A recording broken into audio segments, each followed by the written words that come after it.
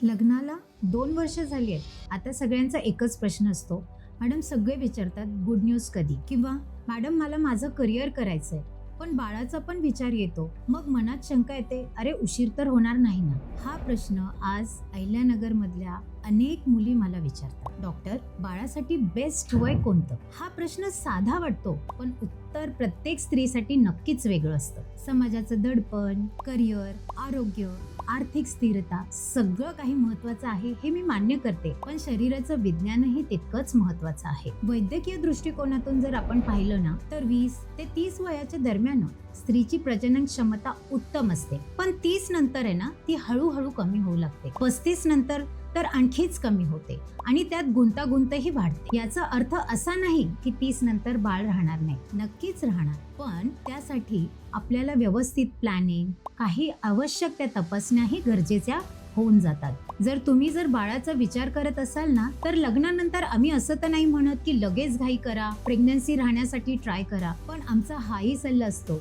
की उगाचच अनावश्यक उशीरही करू नका. 30 नंतर जर प्लॅन करत असाल ना, तर प्री कन्सेप्शनल काउन्सिलिंग हा एक कॉन्सेप्ट आहे, ज्यामध्ये तुम्ही तुमच्या ज्या काही शंका असतील प्रेग्नन्सी बाबतच्या, त्या बाबतीचं निरसन करून घेऊ शकता. त्यानंतर अनेक काही तपासण्या, जसं हिमोग्लोबिनची तपासणी, थायरॉइडची तपासणी, शुगरची तपासणी, ह्या सुद्धा तुम्ही करून घेऊ शकता.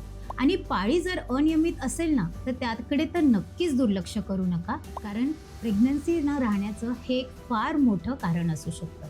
बाळाची तयारी फक्त मानसिकच नसते, शारीरिक तयारी ही तितकीच महत्वाची असते. आई होणं हा आयुष्यातला खूप सुंदर टप्पा आहे.